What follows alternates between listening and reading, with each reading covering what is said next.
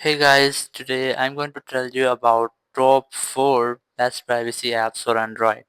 If you are using any Android phone and you want to use best privacy apps, so let's see.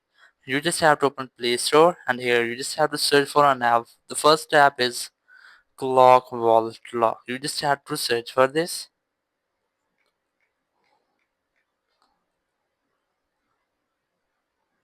and here you will get this app. From here, you just have to install this app. Basically, it's an app.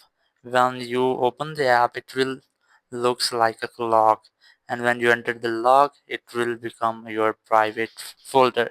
So here's the first app. Now go for the second. Here, you just have to search for calculator lock. Just search for this, and you will get this app, which is hide you calculator lock. You must have to install it.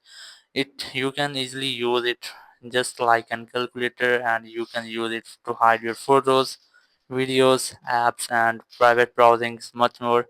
So here's the second app. The third app is you must have to search for gallery lock. Just search for this one, and here you will get different gallery locks. I sponsored you to use this lock, which is photo lock app. In this you can easily lock your photos, and this app can be hidden in your phones. You can easily use this and hide the photos.